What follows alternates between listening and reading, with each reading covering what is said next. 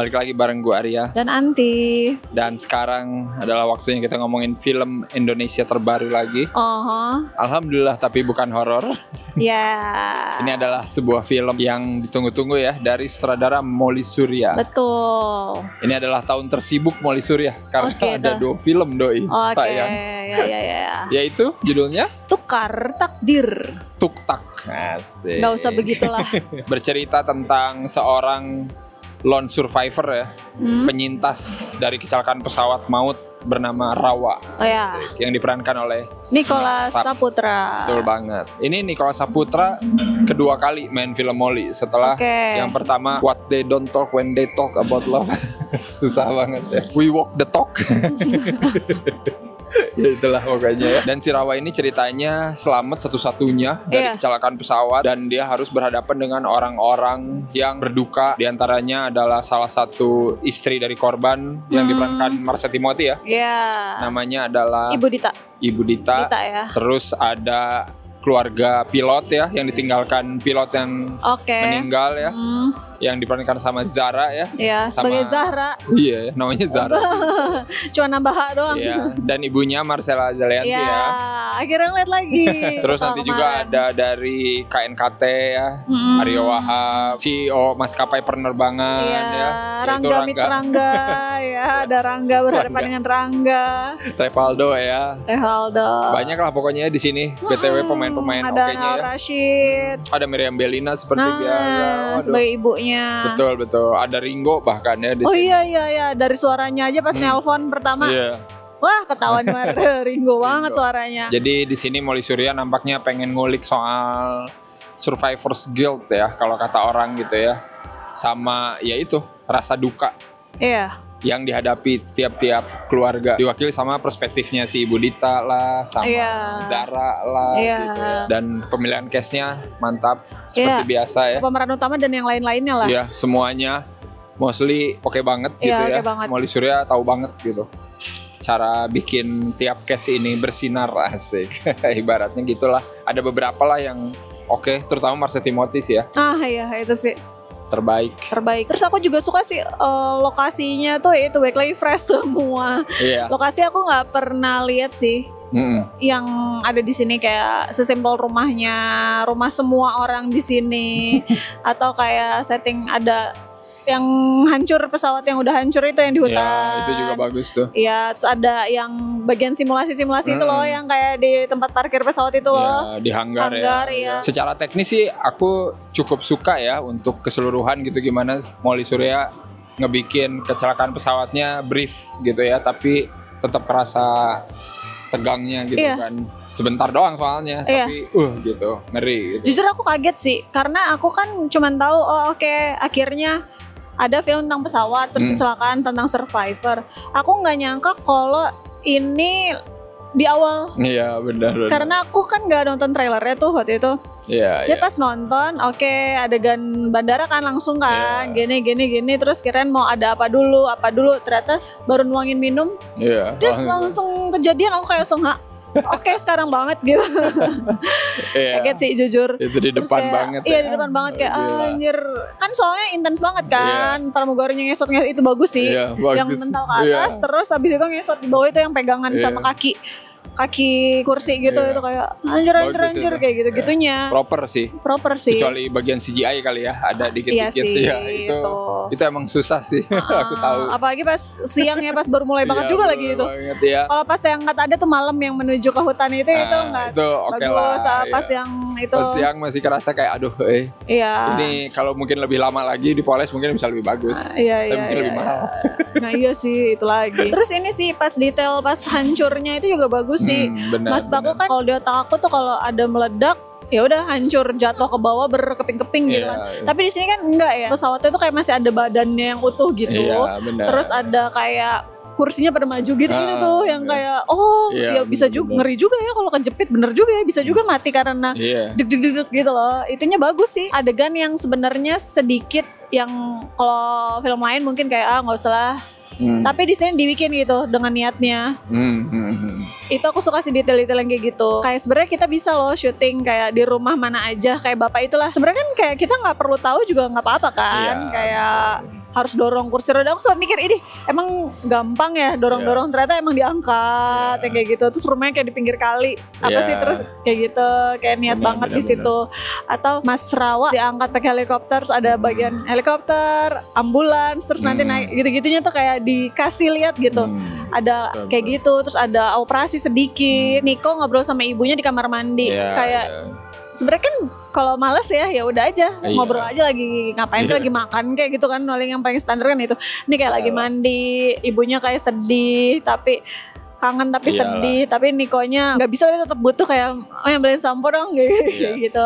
Terus aku berpikir gipsnya gimana, ternyata pas kelihatan sedikit kayak diplastikin kayak gitu. Terus atau kayak bagian adegan yang kata Mas Rawa sama Dita di mobil lagi kesel-keselan, tiba-tiba ada motor terus jadi nubruk, belakangnya ketubruk. Terus kayak maksudnya untuk bikin adegan sebentar kayak gitu, tapi kan itu di jalanan yang ramai, itu kan PR ya sebenarnya, tapi dibikin gitu untuk supaya bikin emosinya dapet lah hubungan mereka kayak gitu-gitu. Iya, emang harus gitu sih, bener. Iya, makanya harus dibikin demi biar ceritanya lebih kuat gitu. Iya, makanya aku senang kalau nonton yang niat-niat gitu kayak betul. Oh iya emang gitu. Bagus gitu. Dan ya tadi aku suka gimana proses investigasinya itu tetap dijalani ya, dan tidak ditinggalkan gitu. Penonton jadi tahu gitu kayak gimana, ditunjukin lewat apa aja gitu nyarinya. Itu juga bagus sih. Jadi kita tahu gitu mereka itu nggak diem aja. Cuman di sini menariknya yaitu dicampur sama drama si para survivor ini. Menarik sih, meskipun menurut aku latar belakang karakternya masih belum banyak digali juga sih ya, karena kan di sini emang ya udah kita langsung dihadapkan pas mereka udah kejadian aja harus gimananya gitu kan. Cuman ya adalah sedikit-sedikit tipis-tipis gitu, maksudnya nggak terlalu dalam banget gitu, biar kita tahu karakternya kayak gimana. Kan kamu bilang kamu suka scoringnya, aku juga di satu sisi suka soundtracknya juga. Di sini ada lagi Sloan Seven. Iya betul. Dan masuk banget lagi membawa suasana. Terakhir nonton tuh Sloan Seven mulu ya. Iya, nggak masuk kata kamu ya. Ada yang sore masuk banget sampai membuat kita merasa terus ada film apa yang aku bilang aduh kok nggak masuk ya, dan di sini alhamdulillah masuk.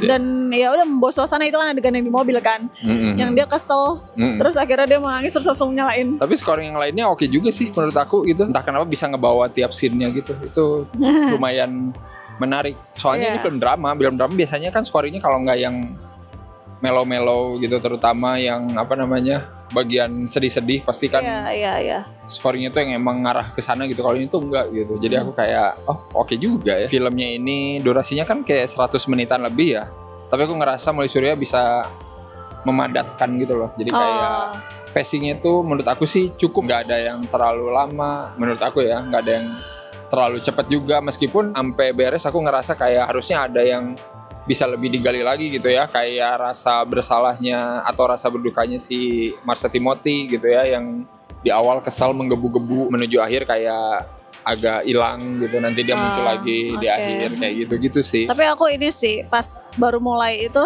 ngeliat Marsha Timothy, padahal dia cuman kayak yang nelpon ya. Iya, itu kayak anjir gue pengen nangis. Ibu nggak usah kesini dulu, kayak gitu gini. Terus dia ngomong, iya aku juga di sini selalu berdoa. Itu kayak ya Allah nancep banget. Dan aku juga ngerasain sih ini sih, Meriam Bellina juga bagus banget sih di sini. Maksudnya nggak perlu yang heboh-heboh gimana banget. Hubungan dia sama anaknya tuh kayak ada sesuatu gitu kan. Maksudnya jadi kayak aduh sedih banget sih ngelihat itu gitu. Menyiratkan kalau emang mereka tuh agar enggak ngajak gitu.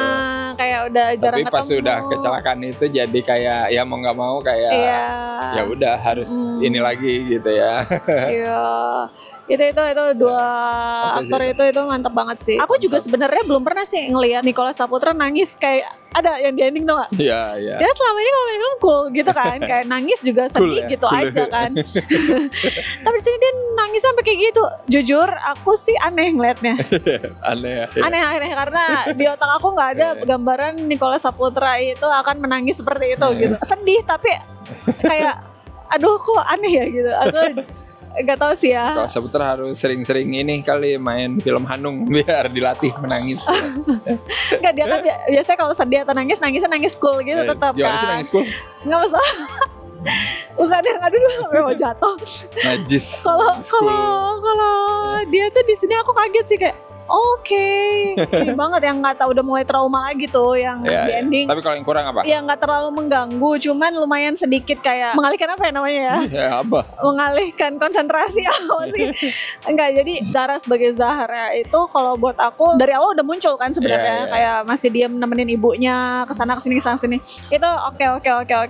Terus sampai akhirnya dia ngomong di satu scene, aku lupa yang awalnya dia ngobrol lama itu kayak aduh kok begini ya gitu. Apalagi pas dia lagi sama Niko lagi ngetik di laptop. Iya, yang di rumah. Iya, itu kayak kok nggak dapet ya gitu. Maksudnya kalau Nikonya mah nggak usah ditanya lah ya, dia mah nggak usah ngelihat gini udah kayak enak aja, natural. Tapi nggak tahu di Zaranya agak gimana gitu. Tapi pas bagian semakin kesana, yang ada adegan di mobil itu dapet. Ya. Sama adegan au. Terus au adegan awkward. Nah sama adegan yang terakhir yang kata kita awkward gak sih? Aku enggak yang gitu. Itu juga bagus, maksudnya mengalir gitu. Tapi nggak tahu kenapa yang di bagian yang biasa justru kurang. Iya kurang gitu. Aku nggak tahu sih. Itu aja sih. Sama adegan dia joget di klub itu agak ganggu sih buat aku, walaupun sebentar tapi asik kayak kali. Tolong ntar kesleo. Iya kan? Itu kayak nggak tahu ya, aku kurang aja. Ya. Harus gimana jogetnya? Ya nggak tahu pokoknya. Nggak jaipongan yang ini di klub. Gitu aja sih paling. Tapi apa yang memorable? Memorable aku jelas yang adegan awal. Yalah, yang terjadinya di Sesta, kecelakaan dan merangkak-rangkak. Selanjutnya itulah kan ada suka flashback itu pokoknya keseluruhan dari adegan pesawat itulah ya. Itu aku suka banget. Adegan meja makan. Itu seru sih. Betul. Maksudnya kayak muter gitu. Yes, ya itu rebutan. Untung gak gitu ya, tarikan. Ya itu variasi ya biar. Ya, sama variasi satu lagi yang seru. Yang mana tuh? Yang ada suaminya di meja. Itu juga mantep sih. Bagus tuh. Udah Mas, santai aja. Iya. Sama aja kok. Aduh itu. Menghantui ya. Iya, ngeri sih emang. Iya, bagus. Memorable aku ya yang pas ini sih, pas yang terakhir itu yang reka ulangnya, dengar dulu suara di mana. Iya, ternyata gitu ya kalau reka ulang pesawat ya. Jadi ya karena ada satu-satunya yang selamat kan. Itu bagus sih. Maksudnya secara prosedur investigasinya itu oke sih. Jadi aku lihat emang ya risetnya tidak main-main sih gitu ya. Lihatin tahapan-tahapannya apa aja gitu kan, respon dari yang berwenang kayak gimana. Enak aja nontonnya sih dari awal sampai akhir gitu ya. Mungkin bisa lebih emosional menurut aku gitu ya. Maksudnya bisa bikin lebih nyes gitu. Ada beberapa part tapi ya segini pun udah oke sih. Dan aku juga baru tahu sih kalau konferensi pers gitu juga harus ada hafalannya ya. Iyalah. Kan ya udah apa belum kata Maya. Iyalah biar ini kan peristiwa yang besar sebenarnya. Kan kayak dia diundang ke acara podcast ya. Jadi lo harus ngomong aja gitu ya, enggak lah. Iya kayak gitu. Aduh. Gila ternyata sih, gitu banget ya. Hal-hal yang begitunya tuh yang bikin ya menurut aku filmnya jadi menarik gitu ya. Iya. Jadi tahu ya. Kita jadi dapat hal yang baru gitu ya, dan directingnya Molly Surya juga menurut aku oke gitu. Maksudnya enggak memposisikan filmnya terlalu melodramatis juga, bener gak sih? Gak yang bikin gitu juga gitu. Cukup lah. Dramanya cukup, semuanya cukup gitu kata aku. Ngeliat Marsha Timothy berkaca-kaca aku udah menangis juga. Itu udah oke sih, gak harus yang gimana banget. Mantap. Silakan lah nonton aja. Langsung tukar takdir ya, mumpung baru main di bioskop.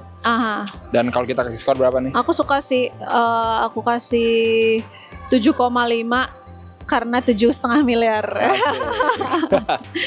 kurang ya. Kita butuh lebih tinggi 10 kali lipat. Iya sih, aku merasakan kayak yang bapak itu rasakan. Masa gini loh, ketika lo gak punya siapa-siapa lagi, anak, istri, cucu lo bahkan meninggal, terus lo dapat uang, dia kan bapak yang biasa-biasa aja ya, terus tiba-tiba dapat 7,5 miliar, dan menurut dia itu udah cukup banget.